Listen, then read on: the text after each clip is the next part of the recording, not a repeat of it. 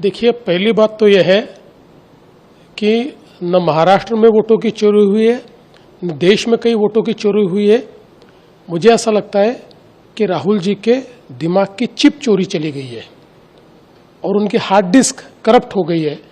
इसलिए लगातार वो झूठ बोल रहे हैं, गलत बयानबाजी कर रहे हैं और जनता का मैंडेट चोरी कर रहे हैं, लोकतंत्र को चोरी कर रहे हैं, लोकतंत्र ने दिया हुआ फैसला चोरी कर रहे हैं। और उनके फिगर भी बार बार बदलते हैं। पिछले समय का महाराष्ट्र में 75 लाख वोट बढ़े, अब का 1 करोड़ वोट बढ़े। महाराष्ट्र के वोटों के बारे में पूरे फैक्ट्स एंड फिगर्स के साथ हमने उनको जवाब दिया, उसके ऊपर वो जवाब नहीं दे पाए। इसलिए झूठ बोलकर अपनी हार को दबाने की कोशिश कर रहे, कवर फायरिंग कर रहे।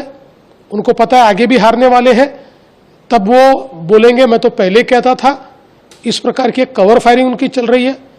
और मैं सबसे ज्यादा आश्चर्यचकित इस बात से हूं कि आप लगातार ये कहते हो कि वोटर लिस्ट में गड़बड़ी है, वोटर लिस्ट में गड़बड़ी है, तो फिर बिहार में कॉम्प्रिहेंसिव रिवीजन को आप क्यों विरोध कर रहे हो?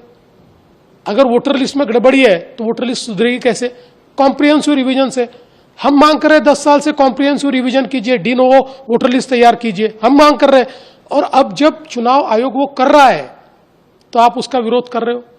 सच बात तो यह है कि उनको ये पता है कि उनकी पार्टी का वजूद खो गया है और अपना वजूद वापस पाने की जगह भारत की लोकतांत्रिक संस्थाओं को बदनाम करने का काम ये उनके माध्यम से हो रहा है। मैं इसका धिक्कार करता हूं और जनता उनको वापस अगले चुनाव में इसका सबक सिखाए।